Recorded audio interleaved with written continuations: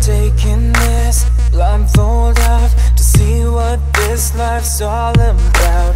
Threw my virtues to the ground, drinking from the devil's cup. Take that pill, drink it down, flashing lights all around.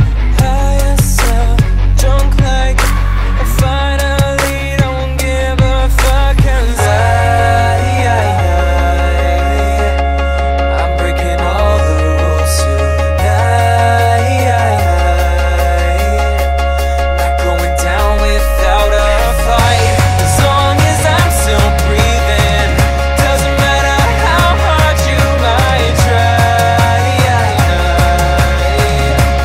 We can take this freedom.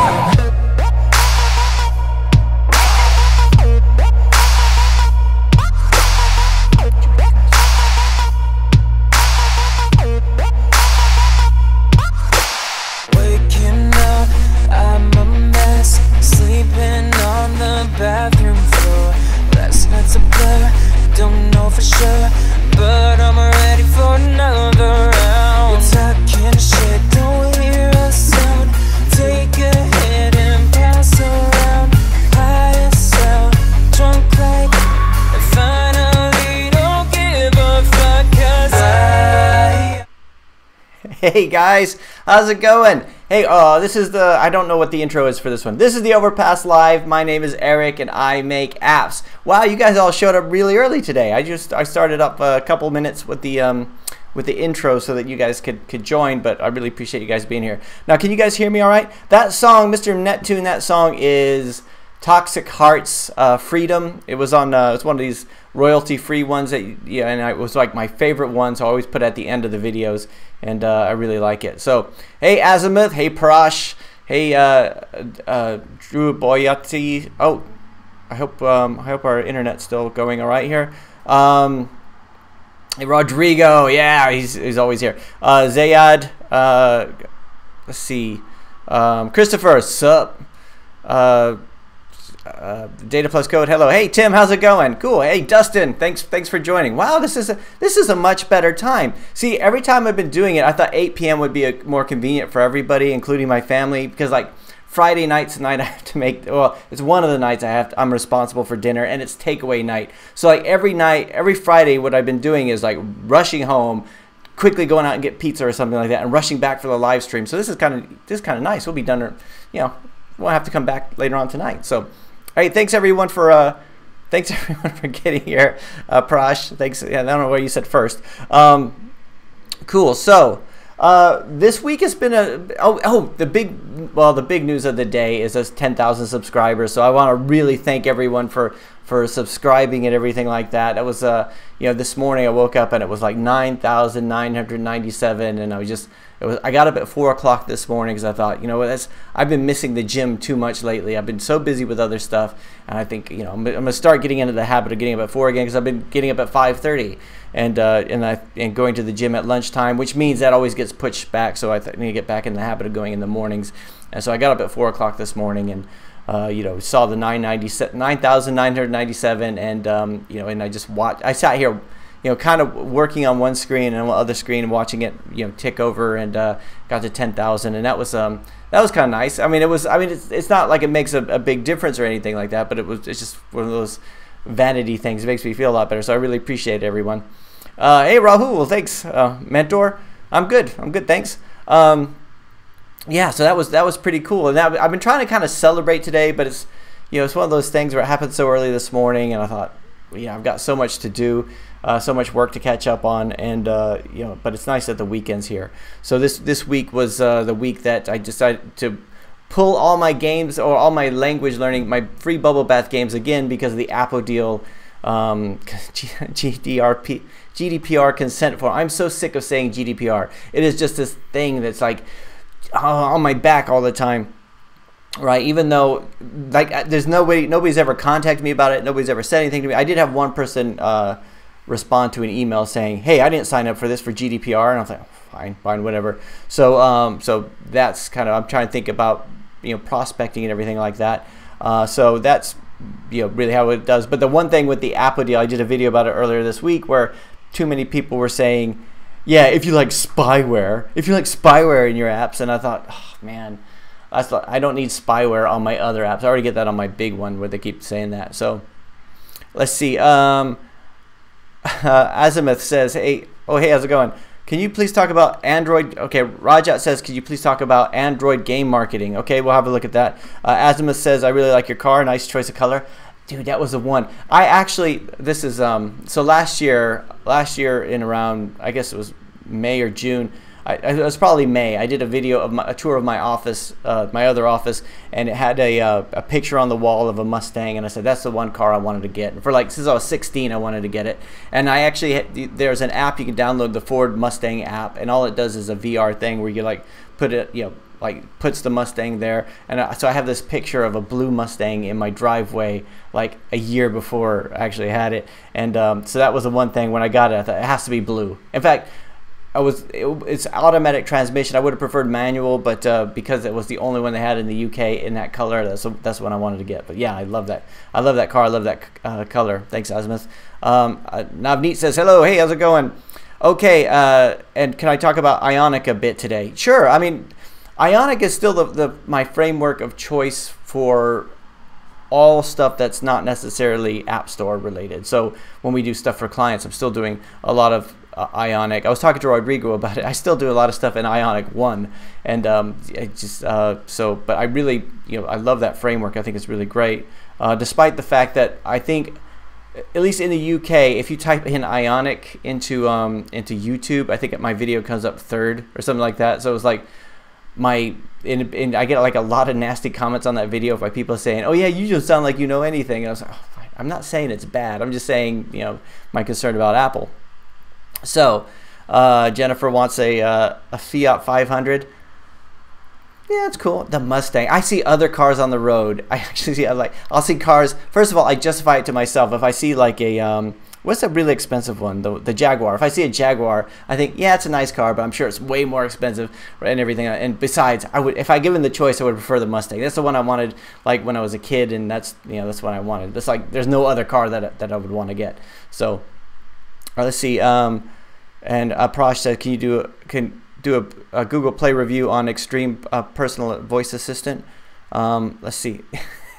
Ionic 1 is I like doing it. There's something about the TypeScript that, even though it's typed, that I really like. I know we're jumping around all over the place. We should do this like methodically and make a list. But even though its TypeScript it's typed, it's like going back to the C# days, and I like the look of the language. I just haven't really got into it. I don't like the transpiling the code from TypeScript into JavaScript, and I know that's probably just because of my advanced years. I'm an old dog with new tricks and all that stuff, perhaps. But it seems like every time I have trouble with a Ionic 2 app or something that uses transpiling. Is it transpiling code from one language into another? That's usually where it breaks down. There's usually some dependency that now I've got to update. Well, SAS or whatever the Babel. It's always, it seems like whatever Babel version I have, it's never the right one. Like the developers are working on something, they send it to me, and I gotta run the stuff, and it's like whatever it is, I never have the right thing, and I'm always going up and down, and I'm jumping between node versions and everything like that. That's my one problem with Ionic after version 1, just because it was so different. So let's see. Let's go back up to some of these questions up here. Let's talk a little bit about Android game marketing. So, Raja, do you have anything you want us to look at in particular in terms of do you have an app that's out there? I mean, for me, I talked about this before, and knowing who your target audience is, and I think I did a video on it this morning, which goes out on Sunday, just talking about like your competition. So it's something I've been thinking about in terms of Overpass for the last week as competition, but it's also knowing about how people are going to find your game. I mean, are they looking for something specific? Are they just looking to waste a little bit of time? So like if you're a singer, like say I'm a singer and I sing, let's say I'm a one-armed singer and I play the banjo and I sing country western songs about truck problems, right? That's a very specific niche, right? And if somebody's looking for that, I'd be really easy to find. But if I'm a singer that I sing songs that people like, then I'd be in a big group of people because I'm not niche enough. And yeah, guys, let me know. Can you guys hear me okay? Can you guys see me? Or is the video cutting out?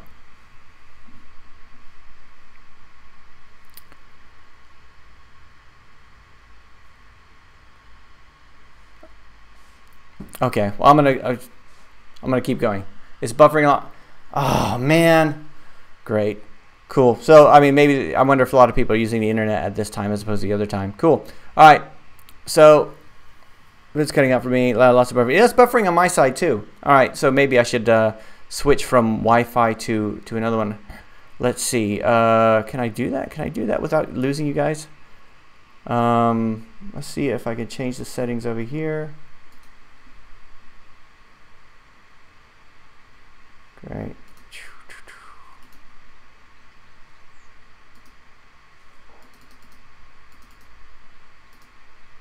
All right. Well, I'm just gonna keep going, and hopefully it doesn't buffer too much. All right. Oh man. Let's see.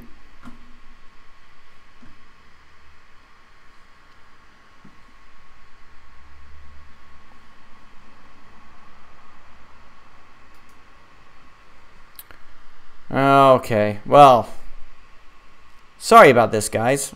This is the one thing I've tried to come in. Okay, I try to come in and get everything ready beforehand, and usually what I'll do is I'll reboot my MacBook so everything closes down.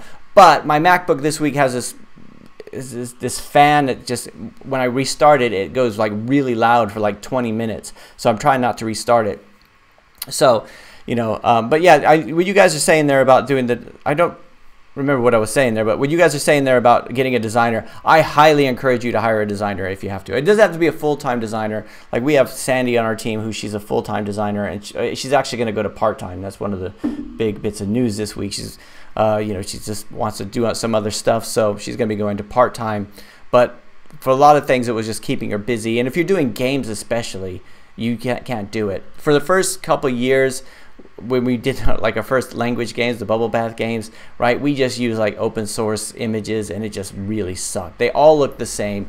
Every game looked exactly the same. That's why Apple started rejecting them all the time, you know, with the 4.3. Back in those days, it was harder to get a 4.3, right? But all the icons looked exactly the same. All the backgrounds looked the same. The game assets looked the same. But eventually eventually I had to say, look, we're not going to do any more apps. I'm not going to work with you. It was an Indian company, and they'd given me a designer, and she was really bad. I mean, it was like, she was like, I think they asked her if she's a designer. She said yes, so she knew CSS, but she didn't know how to make images. She didn't know how to do animations. So when I did find a couple of designers, and I just basically hired them full time, and that was, you know, it may seem a bit wasteful because there was not so much they could do all the time.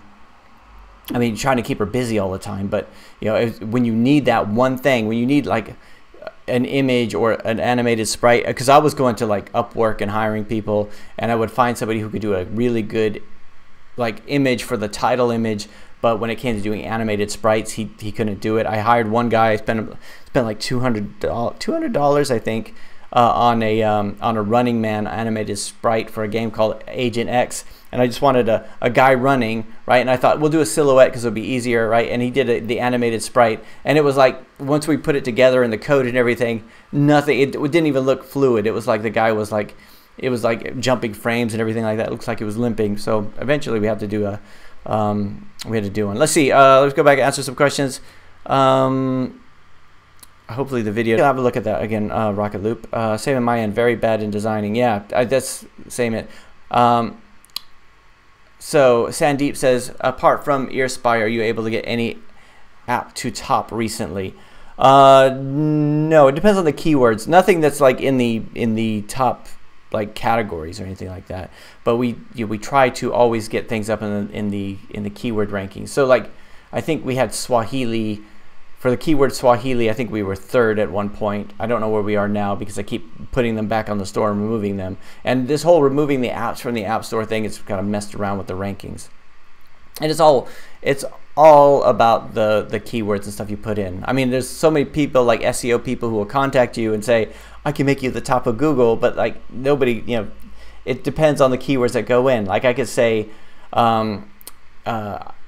I've known a lot of people who, when they think they're doing well in SEO because they type in their name, or ASO because they type in the name of their app and their app comes up first, right? And it's like, that's not it. That's not what people will be searching for unless they knew what your app was, right? And of course, there's a lot of times where you type in the name of your app and it doesn't even come up first, right? So there's all the EarSpy clones out there. They're still called, some of them are still called EarSpy, and my Ear Agent still outranks them if you type that in those keywords. So it's like let's see. Yeah, we're all. Let's see. So should we have a let's have a look at Rocket Loop's app here again. Let's just do that. Oh, sorry, I keep forgetting you guys are here. All right. Now let's go to, so if you have a look at my screen, let's go play.google.com. So Rocket Loop, you say you're getting more users, but you're struggling with acquisition, or you're struggling with, let's see.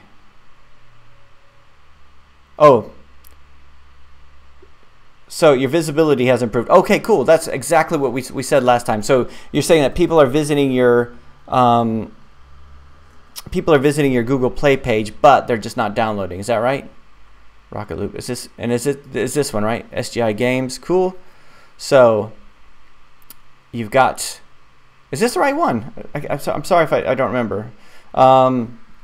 So I think last time we had a look. It looks like you've added the text on the screenshots, which looks good, because before it was just that. I think the icon, if I remember correctly, you were kind of, everything was squished up to one side, so you got that going there. It looks really good. You've got just 5 reviews. That could be the issue. So if you get more reviews, and hopefully when you open the game, you're getting those reviews. And this is one thing that when we talk about paying for acquisition like ads, the problem that we all have is that if we make 10 cents per user, it doesn't make sense to spend $1 per user acquisition unless they could leave a review or something like that, and that improves things going forward. I mean, it's probably not worth $1, but you know, at least if you're going to get people in, you need to bring up that nag screen at some point just to say that. So let's see. Good. Sandeep said, yeah, where's the app video? Yeah, where's the app video? That would be a good thing. That would be actually an ideal thing to put in app video. So like for me, I think I did a video on this a couple years ago. You could easily just, if you have something like Camtasia or a screen recording software, you could do something using the simulator. I find that easier than doing the filming the phone, right? So using one phone to film the other and playing the game, so you get the thumbs in there. There was an application called Phone Finger. Let's see if I still have it here.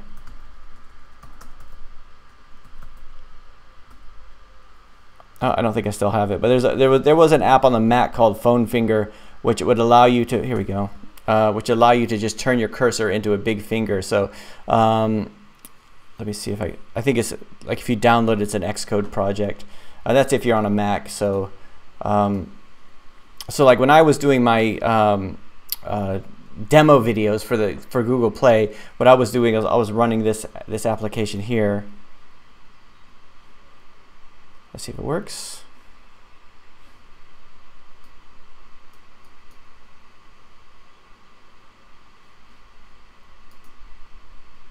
So here you can see, like, it turns the your mouse cursor into a giant finger. So what I was doing was running like Corona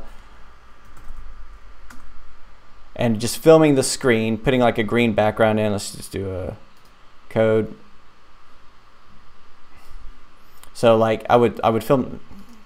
I hate this Appadil thing. I need to go through and do that. So I would make this a bit smaller and then just sort of do the film the screen. So that way I would get the finger in there, so I got the thing, but I wasn't doing the nasty trying to film a phone with another screen. Because the problem that you have is that you get the reflection of yourself holding the phone, which is usually the big issue there. So window view. So I would go like view as iPhone 5, and then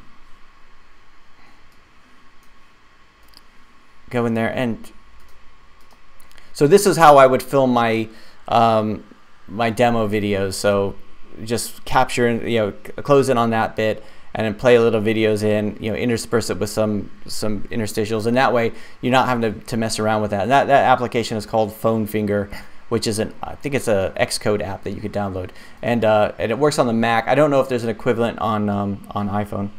So let's see, go back to this. So that would be something. But yeah, really good thing. So yeah, it doesn't have to be a lady's finger. It could be other fingers too. So let's see what else we got. So anyway, yeah, I think that's a very good point. We could put an app video. It's good that you got that first part in, so people are visiting it. You know, they're finding the keywords. They're intrigued by the icon. You're having people visit the page, and then also you've got the blast off, prepare to thrust into the orbit. I would say, sorry, let me just, stupid phone finger. I would say your description, maybe move blast off. I would put this into a new paragraph. This is one big lump of text that might not be easy to read through, right? Space audio begins 1, 2, 3. I think this is how fast can it run? Swirl. See, at this point, when you got people again, I think this all looks really good. Your description. I don't really focus so much on the description, except for the keywords, but sometimes people might read it. I would think that your first screenshot could be a little bit more exciting, maybe with the title image. And a little bit more what it does, and maybe even make this a bit bigger. So this is just my opinion. You have to see what works. Like, what I like doesn't matter. Just see what works. So let's see. Let's go back. So what other questions we have here? Rocket Loop. I hope that helps. Carol VDW says, will you take a look at my app? It's called Chessboard, offline 2-player free chess app. Cool. Downloads are quite low. Let's have a look at that. I'm sorry if this is boring with me clicking around here and everything. Let's see. So it's called, this one is for Carol. It says Chessboard. Right. Player. I like the use of all the keywords in the title. Is it this one? Okay, so great, cool. So let's just do a quick, this is just be my opinion, let's just do a quick search here of chess app. Right, so if I do that, I see a lot of very colorful apps here.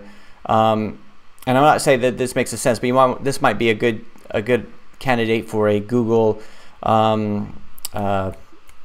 Google Play experiment to try different icons, because this is the black and white. It might be off-putting because it's not very colorful. If I was going to look at it on this page here, it might not be the thing that stands out to me so much. So let's say if I do offline chess, then I've got, I mean, it shows up here, but I mean, it's kind of a lot of the other ones, just because they might be a bit more dazzling to me, because they jump out to me a lot more, right?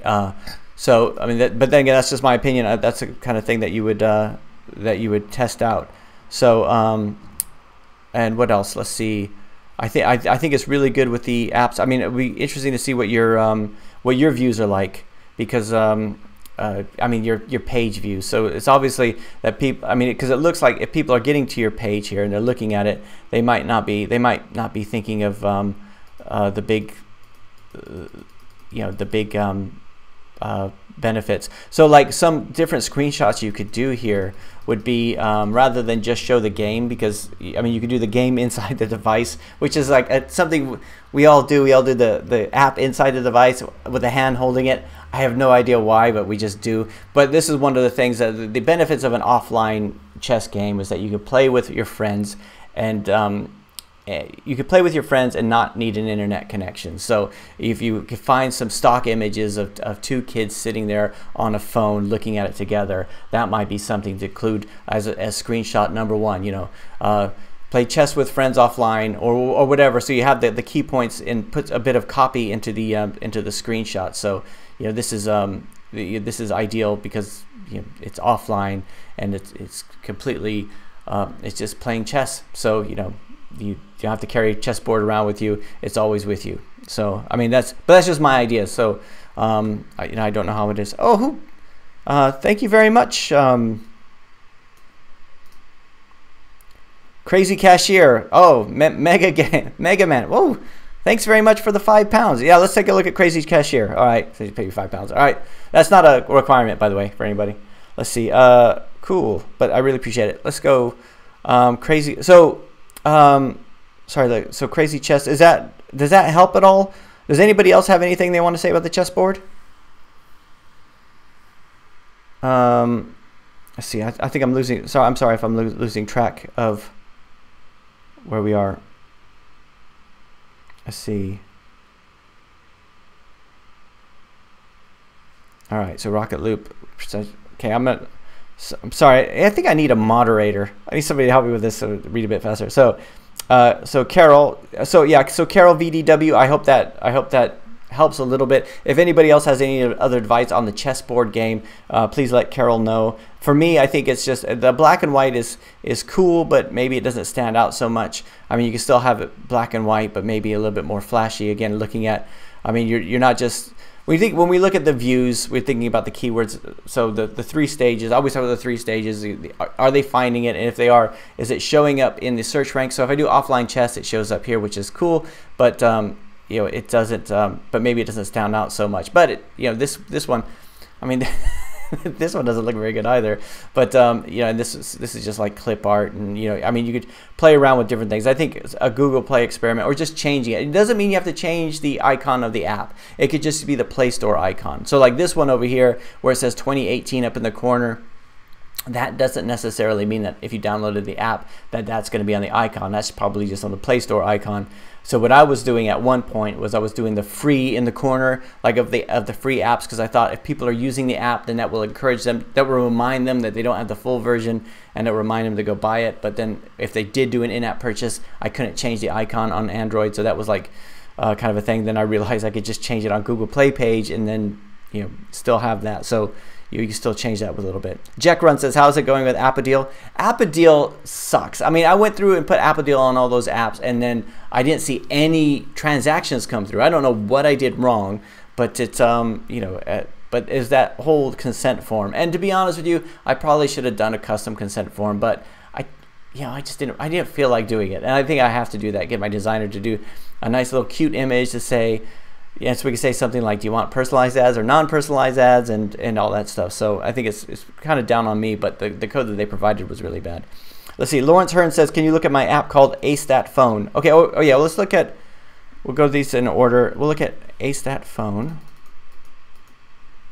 and then we'll work down the list here. So we won't leave anything out here. AStat Phone, is that this one? Pineapple Software. Is that it, Lawrence? Cool. AStat Phone, Pineapple Software apps. Cool. So, sick of feeling left out, helpless with friends, around experts. Phones just started. Okay, so I like this screenshot here. I would move. So you got the video. You've got the annotated screenshots.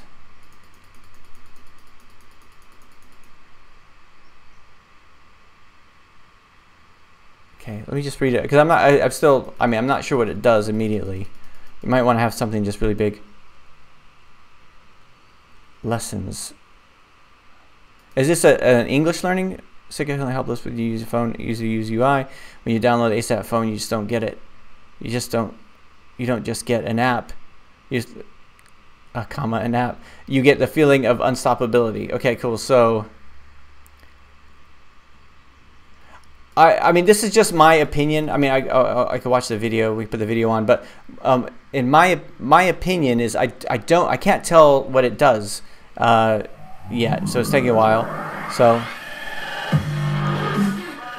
I like the music. Let's see.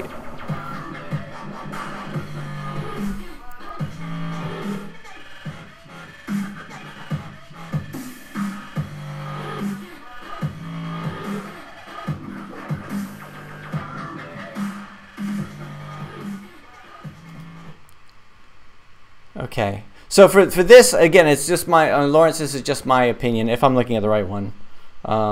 just my opinion, but when I look at it, I can't tell what it does, and I've quickly glanced through it, and I mean, I haven't read the description yet, but I don't know specifically what it does. If it could say it in one sentence, that would be really good. So ear agent helps you hear better. You know, Chinese Mandarin helps you learn Chinese, right? So I'm always thinking about the phrase of what people will be searching on. So I mean, so I'd be interested to hear what your keywords are here. So let's see. Data plus codes. Okay, it says chess is a really high competition area. How many developers? How many current developers do I currently have in my office? I mean, currently, right now, just one. It's me. Let's see. Flag them. I still prefer to use Ionic for non-games. So Douglas says prefer to use Ionic for non-games and just to charge up front instead of an app. I agree. For non-games, I do still like to use Ionic, but I'm worried. The thing is, I'm worried about putting those to the App Store, and if there's ever a problem with Corona, and if they start to reject them, and it's the Apple side really that I worry about, and that might be unfounded, but I so much like working with it. The thing I like working with that and Corona is that it's just a fast feedback loop. So you make a change, you see it immediately, right? And so you make a change, see it immediately, do that. Sometimes you have to do stuff where you have to click through certain pages, depending how you did it. So then you realize you do some cheat code, which goes straight to the page that you're working on. And it's just that fast feedback loop. Whereas if you do a native app, a lot of times it's compile, load, compile, load. And I know Android has that new feature or newish feature where it could just not do the full install, but just update it. But I really like the fast feedback loop on Ionic. Let's see. Let's see. Encourage users to leave reviews. Yes, says Parash. Let's see. Christopher says, do you know what factors are getting into higher visibility in the App Store? Are we talking about the App Store or the Play Store? Let's see. Helps a lot in ASO. I think when you think about Google Play, that's not. You have to think about what they want. Their motivation here is that if somebody's looking for something, they want to give them the best thing. And the way they can figure out which the best thing is number one, it has to have like a lot of good reviews and a lot of downloads because it's obviously popular, right? If you were going to look, but then also it has to have the right keywords. So if you have like a lot of reviews and you don't have the right keywords and somebody's searching for something and nobody else is looking for that thing, then you have like a better handle on it. So you guys are all talking amongst yourselves. Are you guys even paying attention to me? All right, so let's see. All right, so True Dream says, can we look at Wonderball 3D? Yes. Bounce, roll, and jump. So everybody, I hope you guys are jumping in here too with some stuff. And then also we got to do the one. There's another one down there. Let's see. Wonderball 3D. Bounce, roll, and jump. Cool. So, True Dreams, this is yours. Cool. All right. Wonderball. I like the icon.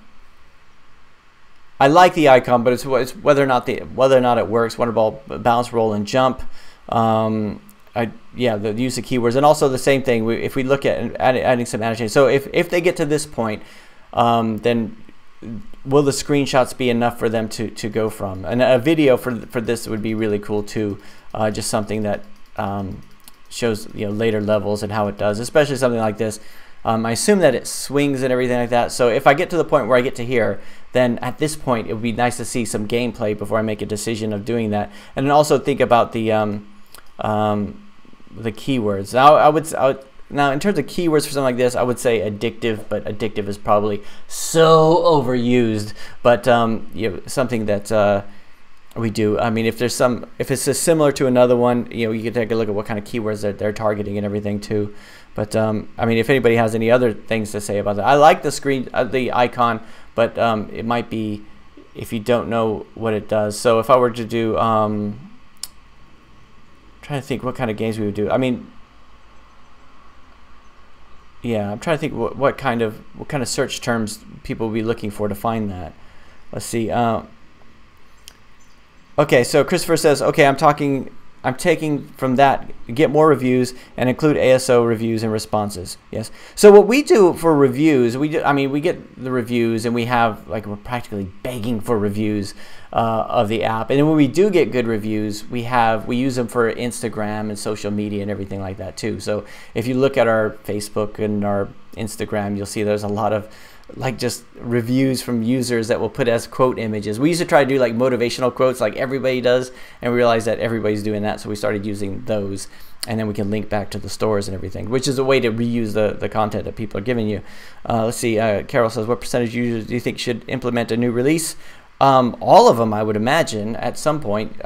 If you're going to release a new version of a game, you would want all of them to get it eventually. And it's really hard because most of the time when you release a new version, and if it's like a critical thing, like we have clients with this where they have something that breaks, like they was, how can we make sure that everybody removes the old version and installs a new one? And think, well, the time to think about that one was we did the last one. Like, so if you communicate with an API, like a custom API, you want to pass in a version number back and forth. So if somebody's on the old version, they'll have something show up and say, there's a new version of this app available, please download it. Because once the old version is out there and you don't have any way of telling them that there's a new version, except for the Google Play page has something there, then it gets a lot more complicated. So it's just one of the things to think about. Midnight Gamers, oh, Rajat says, thanks on 10,000 subs. Thanks, Rajat. Yeah, I'm still very pleased about that. Sorry if I'm not keeping up with you guys' questions here. Which one did I miss? Midnight Gamer says, I have a conversion rate of 11.6 for my game. I think it's quite low. Can you have a look at my game? Sync me multiplayer. All right. So let's see. For this one is Midnight Game Developer. Sync me multiplayer. Cool. And also, I'm not an expert or anything, so if anybody has anything else to add, cool. All right, Sync Me Multiplayer Pirate Game 2D. Cool. Sync Me Multiplayer. I like. Okay, you got the video. We've got the screenshots. Cool.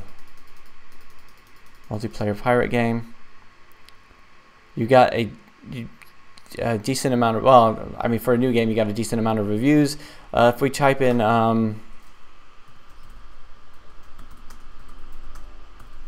game. If I type in multiplayer pirate game, Sync Me comes in first. But if I type in multiplayer game, it's going to be way down because it's those keywords. Sometimes if now I see, I've read about this many times before. If you have like the keywords work perfectly, so if somebody's going to type that in multiplayer game, but if it's an overused one, it might not even be worth it. But I think this is a good use of keywords. So if I do multiplayer pirate game, or even just pirates. Pirate game, does it come in? Wow, there's a lot of pirate games. So I mean, yeah. So Midnight Game Developer. I mean, what are your page views like? Because it looks like you're doing all the right things here in terms of, you know, I think the icon looks okay. But if we were gonna look at some of the other ones, maybe you could include a picture of a pirate or something. You know, or the Jolly Roger. So something like, I mean, just even though if it's not an asset from the game, it could be like the title image and everything like that. So we did one called Chemistry Alley. We called it. Well, we did one called Agent X, where I hired this guy on Upwork for like $100 or something. His name was Francisco, and he did this like fantastic cartoon image, and then he did a comic strip and everything like that. And it was like just this nice, when you go into it, you have this really good image there, right? And it might be a case of trying some different icons there if you're not getting the page views. But I mean, it looks to be pretty good to me too. But I would say play around with the for me, I would say play around with the language here. So you've got see, upgrade your ship.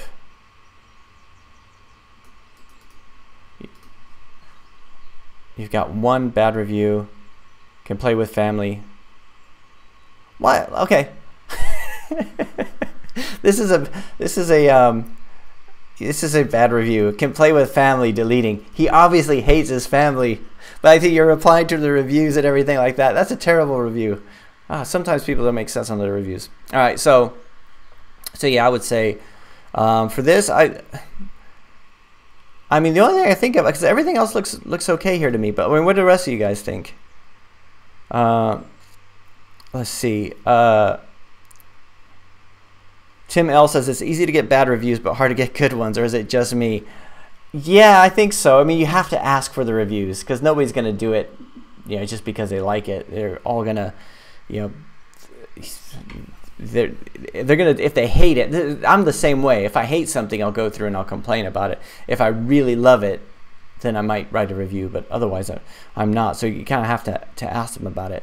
Let's see. Everything Tech Review says, just stopping by. Nice job with 10,000 subs. Thank you very much once again. Parash says, can you take a look at Extreme Assistant on Google Play page? Yes. Let me just, sorry, Mega Man 2016. Let me just have a look at his here because he's, let's see. Can you please, I mean, Crazy Cashier. Let's have a look at this one here. Oh, Crazy Cashier, you hired an ASO expert? How did that work out? So, I mean, that's not, I'm not saying that, like, that's not a sarcastic way. I'm just wondering how it worked out. I mean, did it help at all, or was it like they told you things you already knew? So is this, I'm assuming this is the one, is it, Mega Man? Is this, yeah, let me go down a bit. Let's see. So, Crazy Cashier. We've got tap the money, open the cash register. We got 3 screenshots, so you have a room for a lot more. You got the, see, I have this thing about putting text in the icon, mainly because it's hard to localize to other languages. So like if this really took off and you had Crazy Cashier here in the icon, then it's gonna be harder to sell that onto, like, you can't translate it into Chinese or Spanish or whatever because you've got it here. So I mean, you might want to look at doing that. If I was going to do a say money game or a game to help kids learn money, I mean, well, there's lots here, but all of it features money. But let's see, cashier game. I don't think what people would want to find. Kids shop game. So I mean, this one has a cashier in it. I mean, like, this is some of these other ones. I mean, there's I mean, the Play Store is very full, but you can see like a lot of these here, they don't actually feature like text in them because because if they were going to localize it to other languages, then they could. But these all look, I mean, these are all boilerplate factory. They all merge in together. So so yeah, Mega Man, I'll be interesting. I mean, again, how many views are you getting to your page and everything like that too? Let's see. We looked at Sync Me. Let's have a look at, Parash said, can we look at Extreme Assistant Google Play page? So, I mean, in terms of, let's go back to this. Actually, let's go back to Crazy Cashier just because I may have gone through that one too quickly. So, I mean, yeah, a video would be good. I think the icon would be good. Congratulations on your ice cream stall. Cool. Your job is to manage a cash register or whatever. I mean, I would think that are there benefits to this game? Is it something that's fun? Is it something that you know, teach your kids about financial education? You know, a financial education game. Is it something that, I mean, if somebody was searching on it, so there's certain things people are either going to find it while they're browsing or while they're searching, right? And because the Play Store is so full, the browsing option is not really viable. I mean, you can hope to get featured on the Play Store or on the App Store, but I mean, I don't think I've ever had it happen, and I know as other people have. But you know, I think that's like, it's like hoping you'll get your big shot on a feature, and really you got to think about the search. You know, how are people going to find it? Because once people start downloading it and using it, and you find that niche to get the audience, you start getting the reviews and everything like that, then people will start finding it. It'll start showing up in searches and featured more often. But you know, when you're just starting out, you have to think about how are people going to find it. At least that's how I've always thought about it. You got to think about that one connection between, you know, how is your user going to find it, and you know, what kind of keywords would they be typing in? If you were the user, would it be something that you're doing for your kids, like that. And you have tap the money to open the register here, but you could do a lot more screenshots and things like that. At least that's my opinion there. Let's see. Let's see. Have I missed any here? Let's see. Mr. Neptune says, "Who here has an app willing to give me some stats about?" Oh, okay. Nwoko Ikena says, "Can you please check my app?" Yes. Let me know what the name of it is. Icon should have been colorful. Let's see. Sandeep says, "Wow, super chat." I'm way behind. Sorry, guys. Let's see. Chessboard need a video too. Yeah, it does. True Dreams, please check it. I think we have. A super chat was a way to say thank you for the great videos. Thanks, Mega Man. I really appreciate it. I appreciate you watching. I appreciate subscribing. Let's see. Azimuth says the title is too long. Yeah, I mean the title. I mean, sometimes it's nice to have a shorter title, but you do want to get the keywords in there. And for me, I'm always, you know, between the two. I think to use as much of the title as possible, but you know, you balance every time you do anything like that where you're trying to focus on keywords and search and everything like that. You balance this is unreadable versus this is searchable, right? So you have to do the two. So you know, sometimes you see titles or even like articles on the web or book titles which are just like, they don't make any sense, but they're crammed with keywords, and you see other ones that are just perfect titles, but you just can't find them. So let's see. Douglas says, "Have anyone have experience with hiring someone to make animations videos for your projects, like from Fiverr?" I've done it on Upwork, and it was so hit and miss for me. It's just you find someone, make sure they have a good portfolio and you know, the kind of design style that you like. Like I said, for me, it was like in the early days, and I just went like back in the early days when I first started using Upwork, I would just go for the cheapest because like that, you know, I forgot all these people, like, because when you start thinking of it as a commodity skill, the same way that all developers aren't commodity developers, although people think of us as commodity sometimes, right? I was naively thinking of the designers as a designer is a designer, and that's obviously not the case. In fact, there's, you know, a good designer versus a bad designer is a huge difference. So you find somebody that you can work with. Let's see. New 3D icon, I guess. Okay, so sir, FSK Soft says, "Sir, I make the blogger website where I set many newspaper website. Can I set my website in my app without copyright after publishing Google Play?" I'm not sure. So are you using there's like a plugin on Code Canyon that I've seen that we're using on one of our old websites, which will take like news API, and will take it and will spin the articles and publish it and everything like that. And as an experiment, I did that to see if it got any good rankings. It hasn't, but I mean, is that the kind of thing that you're thinking about? And I would imagine it would be the copyrights of the individual publications. If they have an RSS feed, then you know they probably do want it to be syndicated, because you're not saying it, you're the one who wrote it. You're actually, you know, especially if you send them back to that publication. Let's see. Christopher says, I figured I would share this too. If anyone's looking for a good beta testing sites, I've used Beta Family and User Testing quite successfully. Both are .coms. Cool. Let's see. Finanka says, "Hello, Eric. My whole developer account got terminated because 3 apps got suspended at once because of spam. What should I do?"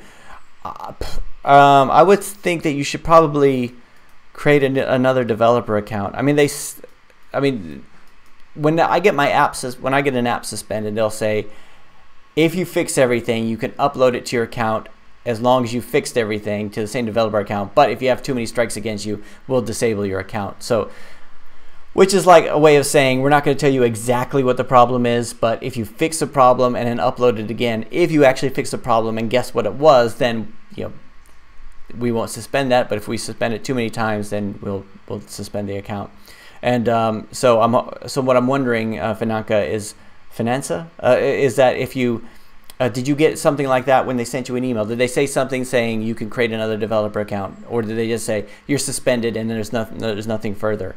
Because I thankfully haven't gotten that email yet, but I know other people have, so other people might be able to respond to that a bit better here. Let's see. Tom Sutherland says, congrats on the 10K. Thanks again, Tom. Let's see. Bounce and roll up are highly competitive keywords. Okay, let me go down a bit. Okay, so, hey, hi, bro. I want you to give us some advice to learn Ionic. Learning Ionic is really simple. I mean, I think so, but you have a basis in JavaScript. But, I mean, if you just install the Ionic framework and go through the getting started pages, they will do the chat application, and they'll have certain applications to start with, and then you can go through the tutorials on there. And when you're starting, it'll be basically using their templates and then just adjusting things here and there, and eventually you'll start figuring things out a little bit more. But I think it's like I've gotten books on Ionic, but like the Ionic documentation is so good that I think it's you don't really need any of that kind of stuff.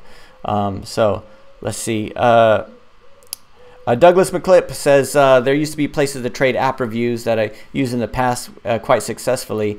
I cannot remember the names. There was one called there was one where you exchanged karma points, and there was a guy named Tyler who run it. I can't remember what it was called either, but I remember there was a few like that, and it was always like, no, it's completely legit because you're just trading reviews. And I think it was, yeah, those don't seem to be around anymore, those review exchange sites. So let's see. Emma just says, how long should a Play Store app explainer video be? I think 30 seconds. But I don't know which one works best. I mean, you think about, they just want to see it. So like I made the mistake in the past where I do the Google Play video, and I do the whole intro, the Overpass thing, and and then fade in here, fade in there. But it's really, they just want to see it quickly and see a bit of gameplay. So it's probably best if it's quick and just shows what it does, and then goes through it. So let's see. Midnight Game Developer, most are about 30 seconds. Oh, yes, 30 seconds. Apple is locked to 30 seconds. The Apple videos, I don't even bother with Apple videos anymore, because when I did them, it was just a real tough thing. You had to be like the right screen size, had to be the right frame rate, couldn't be more than 30 seconds, had to be the app itself and not the fingers or anything like that. Nothing else besides that. But I don't know if they've laxed on it a little bit. Let's see. Eric, a tip for freelancers. A tip for freelancers: get payment up front for part of the project you start with. Make sure you have a contract in place. That's probably the biggest tip I could think of for freelancers. Right? The biggest fear you have as a freelancer or as a contractor or as a developer is that whether or not you're gonna get paid. So like if you could get like at least a portion of it up front, and it's also, you have to think about the user. So if somebody's hiring you as a freelancer, and it depends on the relationship. If it's something like a company, they might hire freelancers all the time. There's a certain way they work with them. If it's like someone hiring you on Upwork, and then that might be different. But you got to think, that person is hiring someone, and they're afraid that person is going to take their money and run, and you're afraid that you're going to do all the work and then they're not going to pay you. Because you got to think, like if you did something that, especially something that we do very creative work as developers, right? So we build stuff, we put all the hours in, we build this kind of stuff, and the user can go, ooh, I don't like that. And if they haven't paid you anything yet, then they hold all the cards, right? And even if you got them to pay a portion of it, they've already invested something, right? They could just walk away, but they've already invested something into it, so they would have lost that money. And if it be something, if it's like 50%, then they will want to pay the last 50% so they can get the work. So that's the that would be my biggest tip for freelancers, is just to make sure that you get some up front. Let's see. Oh, you mean hiring freelancers? Don't pay them beforehand. Okay. Sorry, Mr. NetTuner, I didn't read the second part of your question. And if you give them motivation, would they work better for that reward? I think if you could get them on, if you could get them on board with the vision. This is something that I found a lot in the past, is I have everything up in my head, and I don't tell everybody what we're trying to do. And when I do tell the team what we're trying to do, like this is what I want to accomplish, like they have their own ideas of doing it, and they can contribute a lot more. And rather than me just thinking, and I've worked for people like where they just tell you, just do this one thing and then come back to me for further instructions. Just do this one thing, just do this one thing. And that's, it's no fun to work that way, and it's because you don't feel like you're contributing. And I think even if you hire a freelancer, if they should feel that they're contributing. Let's see, technical ruler. Technical Ruler says, please review my app, speed swiping, swipe to dodge and collect points. Okay, let's have a look at this one. Mega Man says your conversion rate is 20.4% for Crazy Cashier. So I guess my main problem is getting eyes to my page in the first place. Yeah, I mean, I think that's probably it. So you've got the getting people to the page, and that should be part of the ASO or the search strategy. So thinking about, oh, sorry, I still got your screen up here. I keep forgetting I leave the screen up here. So yeah, I think that would be it. So let's see, speed swiping.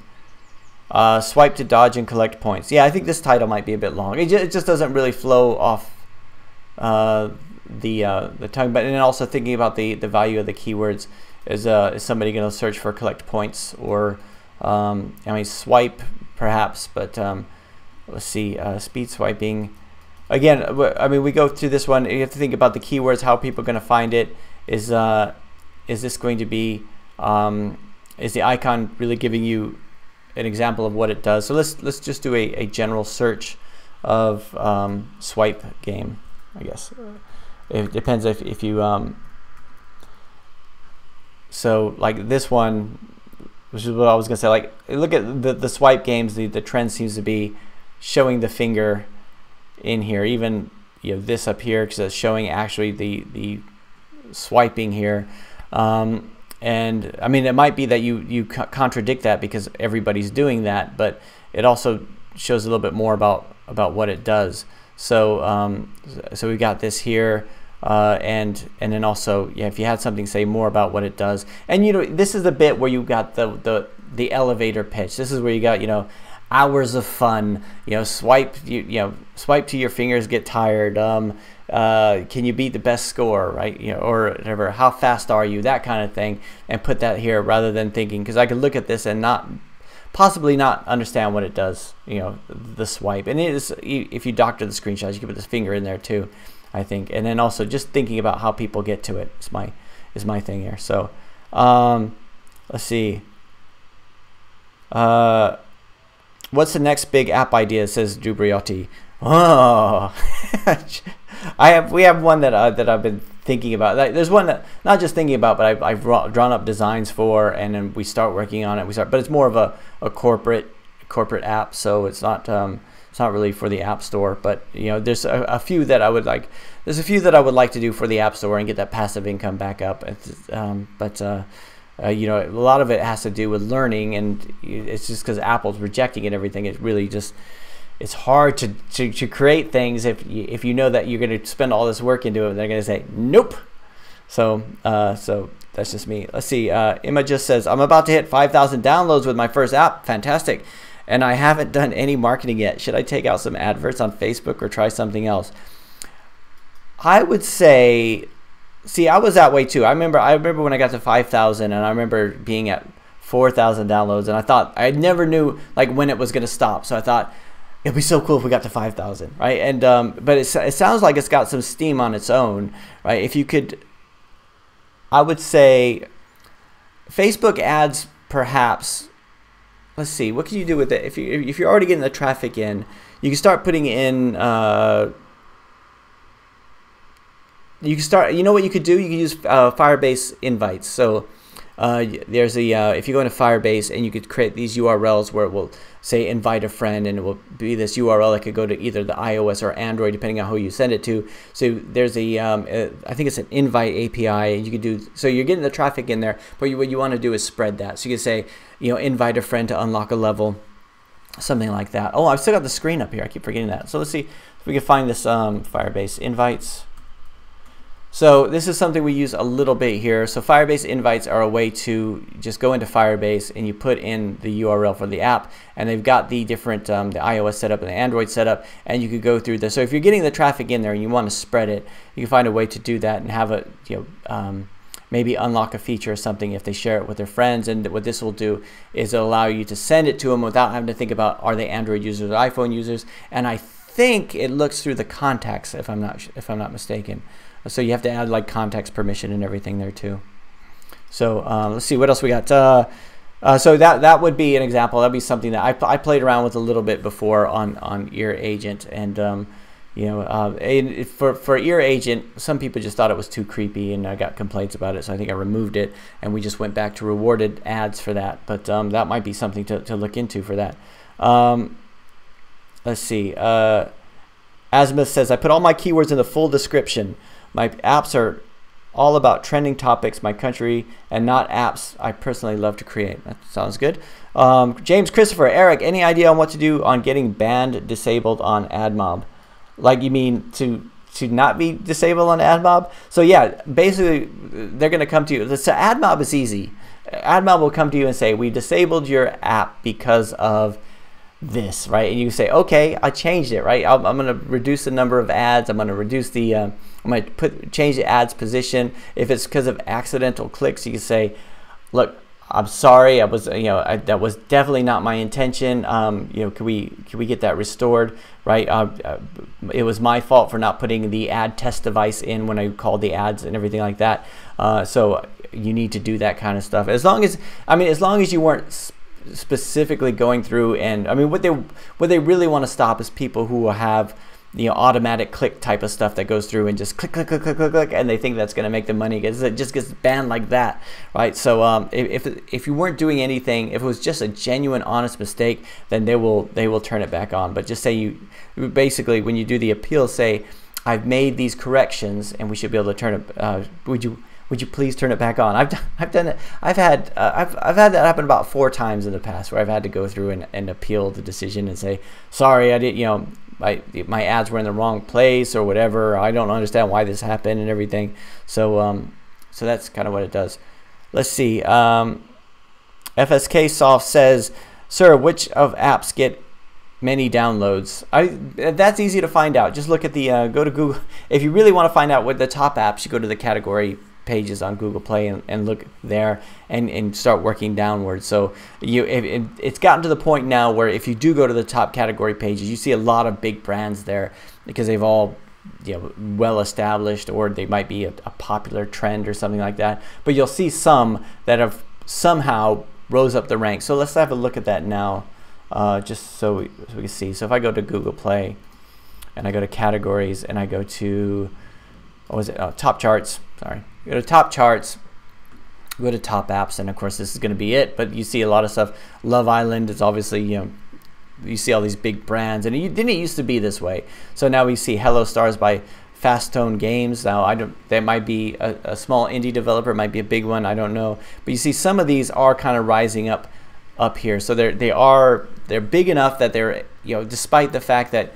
Hello Stars, which doesn't sound like a huge one, is doing better than HSBC app. So it's obviously it's doing better than Instagram, right? So what is it about this that's doing it? What are people searching on and that? And from this kind of stuff, if you look at this, the icon is not that great. This is not that great. It's got like loads of reviews. People are leaving reviews on certain things. So we could go through here. We can see what kind of things are they actually mentioning, that kind of stuff. And we could, I've read books where people talk about going through and reverse engineering that. So finding what's popular on the app. So there was one called, one of the first app books I ever read was called App Empire by Chad Moretta. And it was all like, the app store is amazing, and all you have to do is create some stupid app, and then money will come rolling in and all that stuff. And it's a lot harder now. But this is one of the things I said, take a look at the top app stores. If you're really not sure what to do, have a look to see what's popular at the moment. Now that's not to say that every other developer isn't doing that too. So if I did if I did Hello Stars, just search on this one. Do they have copycats? Because I'll bet they do. Oh, maybe they don't. Oh, so Stars game. So yes, Hello Stars. So yeah, that doesn't look too bad. Look at. So everything we said about having a flashy icon, it's not necessarily a rule. So, and again, by the way, with all of this stuff, I'm just giving my opinion, so you guys will have opinions there too, and it's more putting it out to the group than me doing that. So let's see. James Christopher says, does AdMob banning affect the Google Play developer status? I don't think so. But I'm not sure. When I've been banned before from AdMob for a certain app suspended, I haven't noticed it. basically what happened was I had monetization, so I had mediation in it, right? And I had the mediation was set really low, like it was like, I think it was app 11, and I was like, app 11 didn't make me anything. But then like when at one time when EarSpy got the AdMob suspended, I got that email saying, hey, we turned it off because of invalid placements or whatever, right? And then you see app 11 go way up, right? It was like, but it still wasn't as much as AdMob, so I went through and did that. But for like a week, I didn't even know I could appeal it. I just thought, oh no, now I have less money, all this, oh poor me. And then I just went through and said, hey, wait a second, I'll just make this change, and then I appealed it and it was fine. Let's see.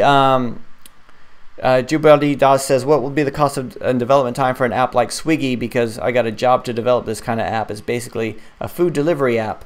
It depends on the, I mean, basically, I would say go through and find, come up with a time scales, how long you think it would take, and then double it, right? Because there's gonna be things, there's gonna be scope creep and everything that you don't consider.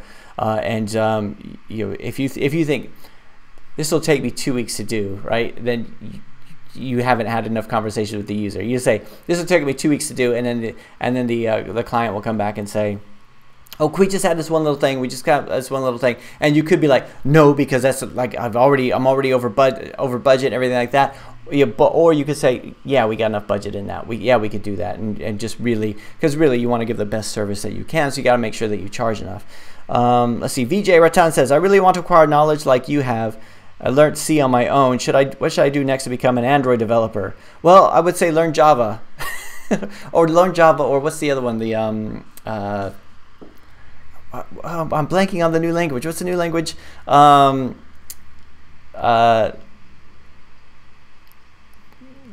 can't remember. Yeah, the one we talked about already. We've already done a video on it already. Let's see. But yeah, I would say becoming an Android developer. If it's something where you want to do your own apps, that's one thing. Then you don't need to worry so much about learning the code. You just have to learn what you need to know. But if it's something you want to be a contractor, you want to be working for other people, you kind of have to know everything. So you have to have a wider knowledge base. And if you put out your own apps, then I think that will make you more marketable. Your own portfolio is very important. And that's, it's like, for me, I cannot understand in this day and age where you can create your own apps, you could do your own thing, right? You create all your own applications, and people don't do it. They'll still apply for a job, and there's no blog posts, there's no content, there's no apps, there's no nothing, and they're just waiting for their opportunity so they can make that stuff. But you don't need that opportunity because we all have the tools. All the tools are like free, except for the Google Play developer account is what, $25 or something like that. But you can start doing Kotlin. Yes, Kotlin. That's right. Let's see. Mr. White says, actually, Hello Stars is just a copy of the game Love Balls. Oh, is it? Wow, and it's at the top. Wow, so it's at the top here. Love Balls is a better name. Let's see.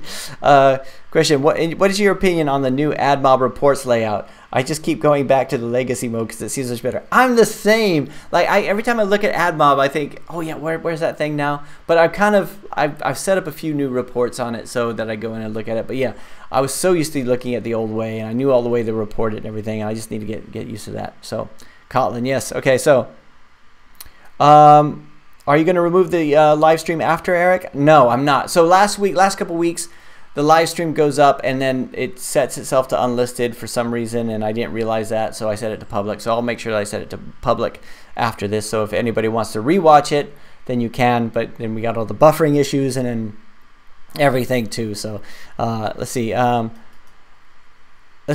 Cord Funk says, are there a weekly schedule to your live streams now? I think this time works better. So hopefully it doesn't. If you guys don't think this time is better for you guys, then let me know.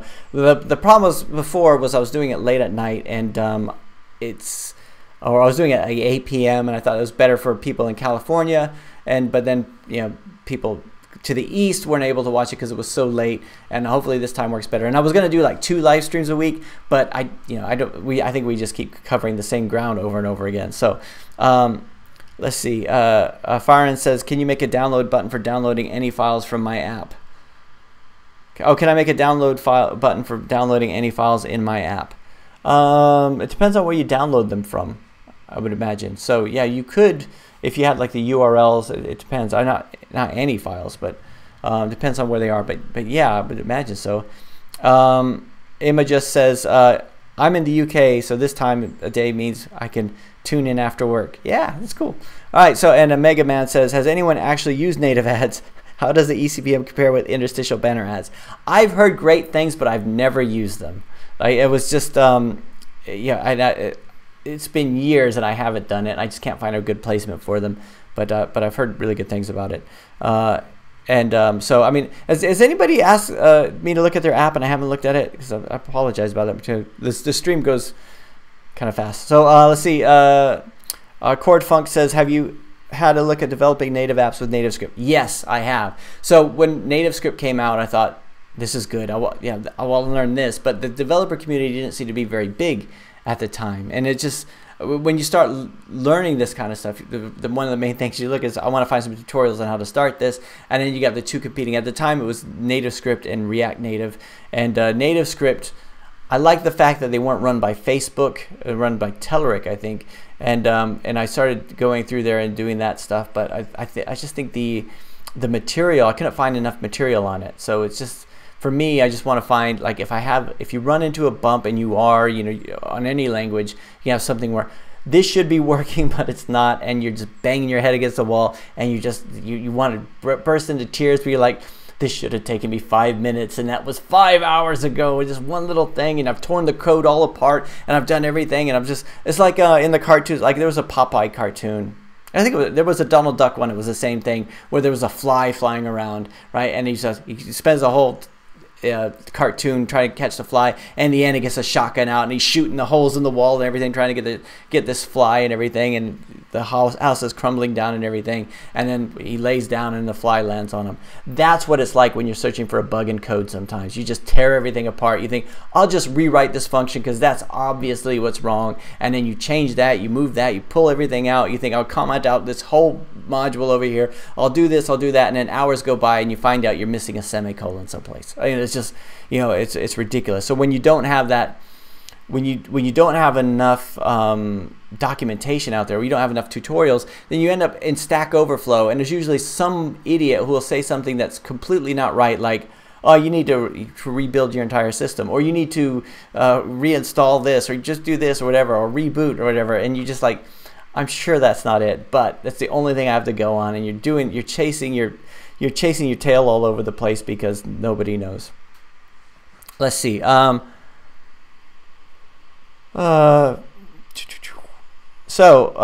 Would we be and that's just my opinion. Jamie says, thanks for the videos. I enjoy watching and learning. I have a few apps and developing in my spare time. Cool. I'm glad. I hope they're helpful. Every so often, it's weird doing the videos each day, because like sometimes you think, is this really helping anybody? And just, or just doing that and trying to think of something to talk about. And sometimes the topics are, I think, oh, this is a really good topic, and other times like that might not be the best. So I appreciate all you guys' feedback on that.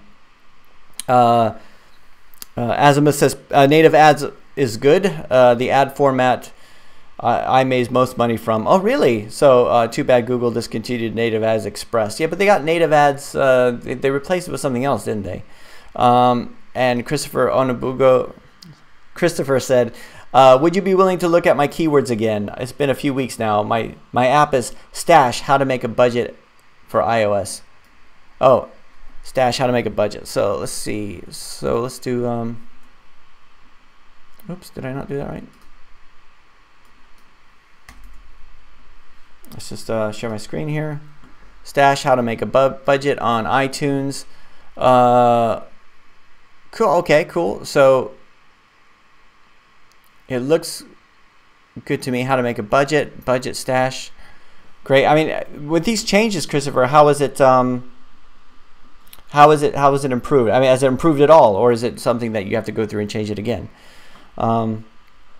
Let's see. Dark Metal says, how much do you spend on localizing your apps, and where do you go for such services? Ooh, Dark Metal, I did a video on this. So like, if you go to like any localization service, they will charge you hundreds of dollars. They'll say, oh yes, come to our, like, and there's some of them, you can go through Google Play, and there's some that they'll recommend. But what I did was I took all the keywords, I took all the words out, and I put them into Google Docs.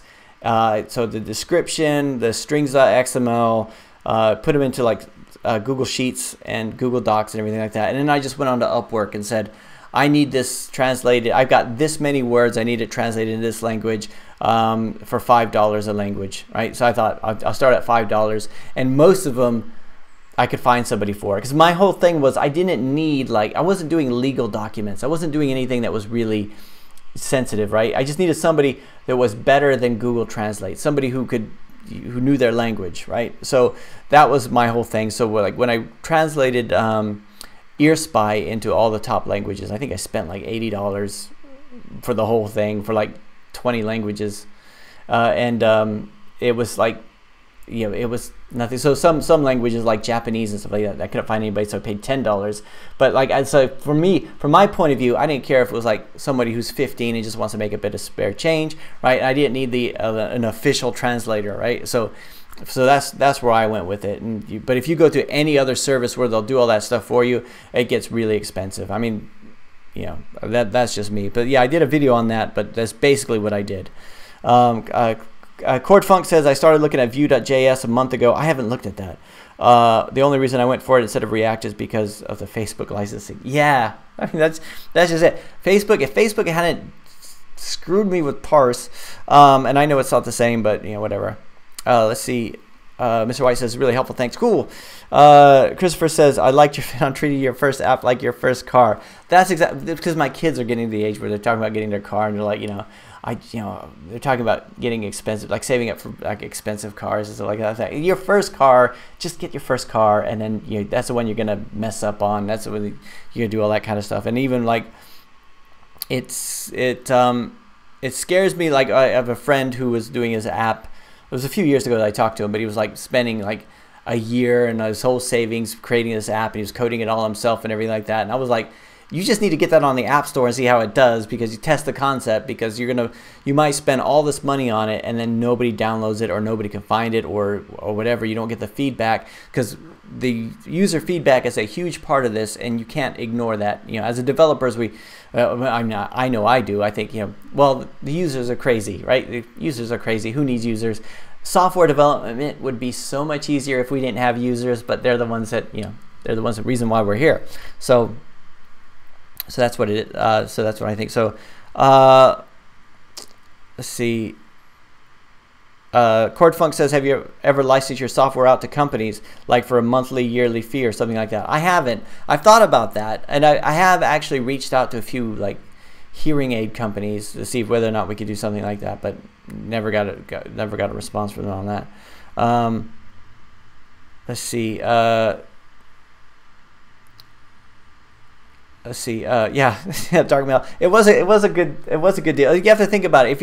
If it's something that's really important, like if you're translating your terms and conditions or something, or like a contract or something like that, yeah, you probably want to go with a professional translator. But for me, I just wanted something else. And I remember somebody I was working with at the time. He said, "How do you know they're not going to put swear words in there?" And I thought, well, first of all, you know, they're on Upwork, so they get a rating, right? Nobody's gonna I'm gonna hire them for $5 and they're just gonna say a bunch of swear words just for no reason, and I leave them a bad review, and they're just like, you know, I showed that guy, right? There's no reason to it. So it's like this illogic, this fear that something's going to happen. And besides, it's easier to take the language that's translated and put it through Google Translate to test it than it is to take English and put it through Google Translate, or to take a language, put it through Google Translate. Like, Google Translate is really good for consuming but not producing, because there's so many different ways you can say something, but translating something, there's only like a more limited ways of doing that. So you can use it for checking it. So let's see. Christopher said, well, since we last talked about the app, I was at 31 downloads. Now we're at 91. And I have 2 subscribers. Also, since ASO improvements, impressions have definitely gone up. Cool. So let's. Sorry, so we're still looking at this, Christopher. So yeah, I mean, you could add a video onto this. Let's see. Always have up-to-date information on your financial accounts. Easily control your budget. Get notifications about your finances. Remember to pay bills. So if people are seeing the page, what can we do that would make them more likely to install? Let's see. We could focus less on the features and more on the benefits. Get full control of your financial information. No longer feel in the dark about how much money you have. That kind of stuff. That might be you play around with stuff like that and see how it does. But yeah, if you're getting people here, then you've got that first problem solved, which is good. Let's see, deal check. This app has been developed in Ionic 1. What's your thought? All right, let's have a look at deal check.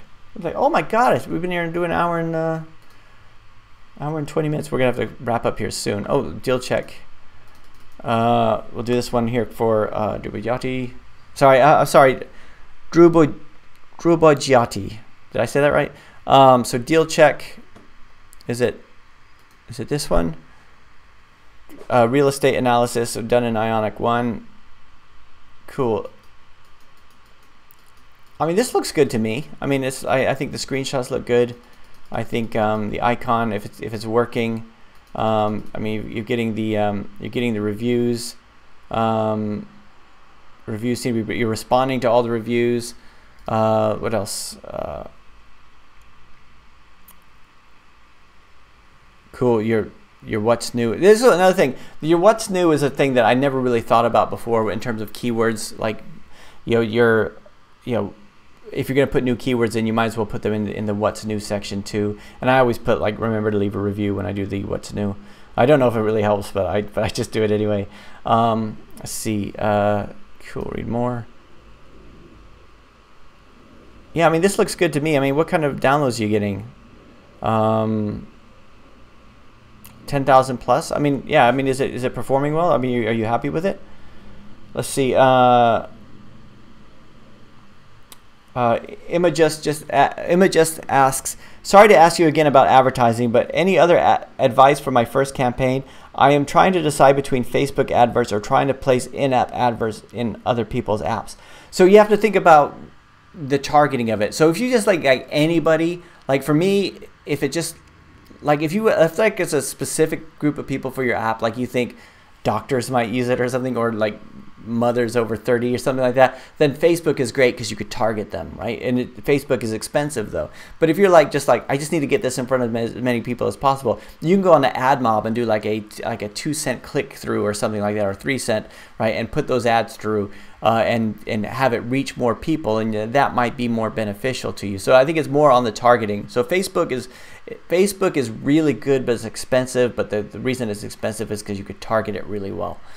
And if you don't need it to be targeted, right, then don't worry about that. I would go with another method. Just that's a lot more that's a lot cheaper.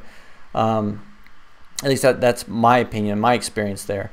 Let's see, FSK Soft Circ. I published my own App Store or Hollywood Movie Store in Play Store without copyright. I'm not sure.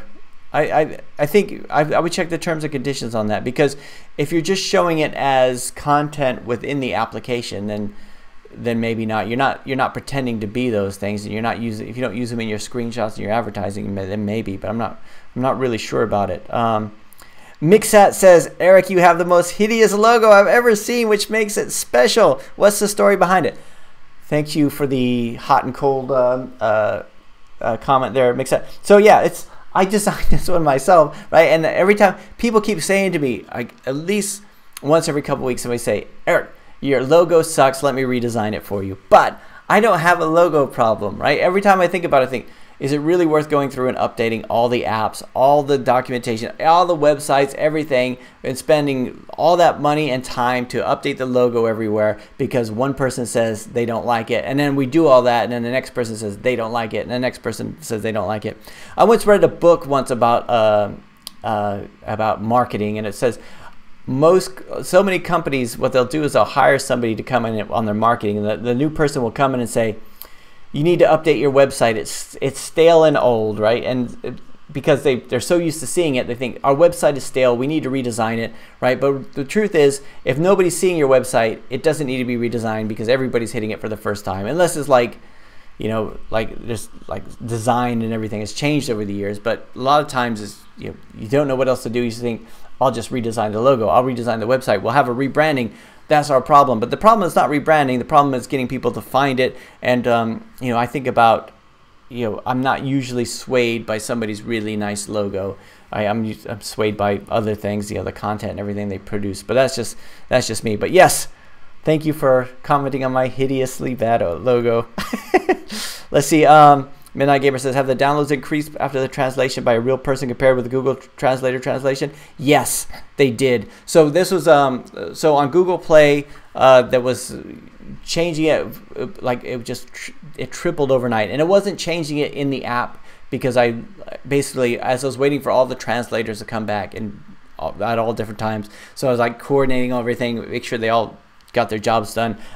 As I got the descriptions in, I was going through and updating Google Play, even though the APK didn't have those words in them. And then I saw it just shoot up. You know, it was just like it was being more discovered by other places and everything like that. Now I've tried the same thing with Google Translate before, but I didn't see on another app, but I haven't seen any changes. And I think that might just be because Google Play, because Google has Google Translate, and they might be doing that already anyway. So that was me. So.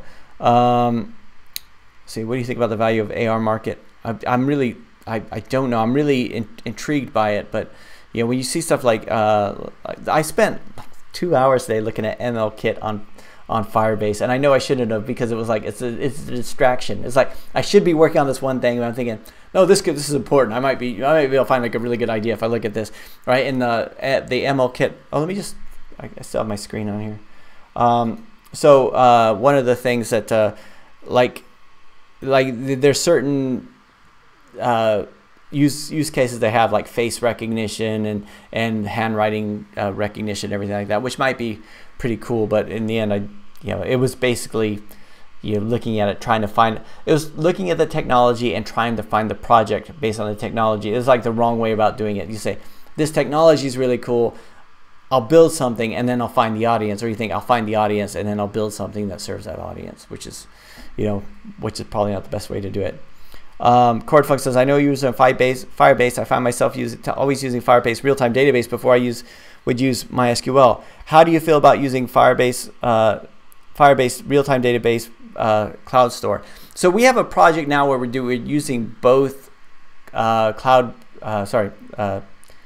real-time database and MySQL at the same time. So there's certain things that I think MySQL does better, or a relational database does better than a NoSQL database.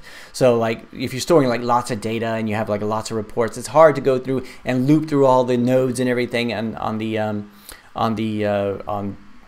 NoSQL database all the time, and sometimes you just want to get that quick query and everything like that. So we have this one project where we're putting both of them in at the same time, so we have most of the data in real time. So the nice thing about the real-time database is that we can have processes that go in and update the real-time database. It's immediately reflected back in the app, but then we also storing all the reporting information that we need to, without having it get too slow and cumbersome and everything. So I think both of them need that. So let's see. Farron Sadman says, sir, I want to publish a book app in Play Store. Can I set many kinds of books in my app and publish it in the Play Store? I think we have one app that we did where we use Gutenberg books, so we use the titles there. And I think it depends on how you use it.